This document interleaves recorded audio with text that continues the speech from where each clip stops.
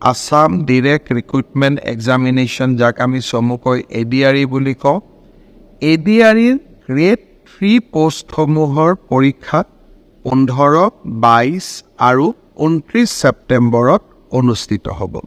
মই আকৌ এবাৰ কৈছোঁ যে গ্ৰেড 3 পোষ্টসমূহৰ বাবে ইণ্টাৰভিউ 15, 22 আৰু 29 ছেপ্টেম্বৰত অনুষ্ঠিত হ'ব।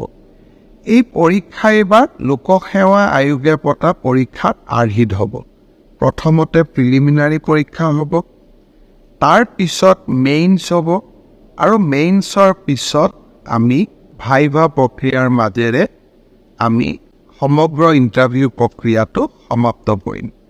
এই আমাৰ আৰক্ষীত আবেদন কৰা ল'ৰা ছোৱালীসকলে মোক সুধি থাকে যে দাদা মামা পুলিচৰ ফিজিকেল ইণ্টাৰভিউ কেতিয়াৰ পৰা আৰম্ভ হ'ব।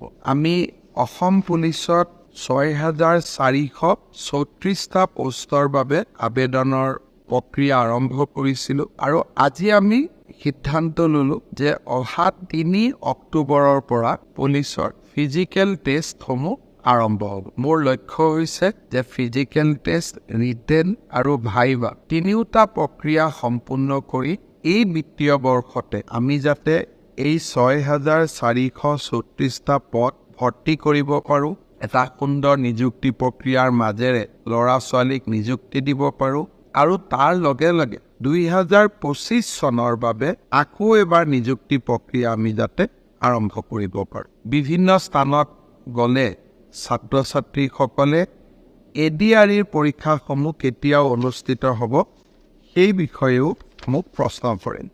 আজি আমি সেই বিষয়েও এখন বৈঠক কৰিছিলোঁ। ADREৰ আসাম ডিৰেক্ট ৰিক্ৰুটমেণ্ট এক্সামিনেশ্যন, যাক আমি চমুকৈ ADRE বুলি কওঁ। ADREৰ গ্ৰেড 3 পোষ্টসমূহৰ পৰীক্ষা 15, 22 আৰু 29 ছেপ্টেম্বৰত অনুষ্ঠিত হ'ব। মই আকৌ এবাৰ কৈছোঁ যে গ্ৰেড 3 পোষ্টসমূহৰ বাবে ইণ্টাৰভিউ 15, 22 আৰু 29 ছেপ্টেম্বৰত অনুষ্ঠিত হ'ব। এই পৰীক্ষা এইবাৰ লোকসেৱা আয়োগে পতা পৰীক্ষাত আৰ্হিত হ'ব। প্ৰথমতে প্ৰিলিমিনাৰী পৰীক্ষা হ'ব, তাৰ পিছত মেইনছ হ'ব, আৰু মেইনছৰ পিছত আমি ভাইভা প্ৰক্ৰিয়াৰ মাজেৰে আমি সমগ্ৰ ইণ্টাৰভিউ প্ৰক্ৰিয়াটো সমাপ্ত কৰিম। প্ৰিলিমছ এক্সাম 3য় শ্ৰেণীৰ পদসমূহৰ বাবে 15, 22 আৰু 29 ছেপ্টেম্বৰত অনুষ্ঠিত হ'ব। ঠিক সেইধৰণে 4ৰ্থ শ্ৰেণীৰ বাবেও আমি একেটাই ব্যৱস্থা হাতত ল'ম। প্ৰথমতে প্ৰিলিমছ, তাৰপিছত মেইনছ, আৰু তাৰপিছত ভাইভা ভৰ্তি। গ্ৰেড 4 বা 4ৰ্থ শ্ৰেণীৰ পদৰো প্ৰিলিমছ 20 আৰু 27 অক্টোবৰত অনুষ্ঠিত হ'ব। আমাৰ গ্ৰেড 3ত প্ৰায় 7,500 পোষ্ট আছে, আৰু গ্ৰেড 4ত প্ৰায় 4,500 বা আৰু অলপ 100-200 বেছি, ইমানখিনি আমাৰ পোষ্ট খালী হৈ আছে। এটা স্বচ্ছ নিযুক্তি প্ৰক্ৰিয়াৰ মাজেৰে আমি এই পদখিনি পূৰণ কৰিম। এলিমেণ্টাৰী এডুকেশ্যন প্ৰাথমিক শিক্ষা বিভাগৰ শিক্ষকসকলৰ নিযুক্তিৰ প্ৰক্ৰিয়াও খুব সোনকালে আৰম্ভ হ'ব।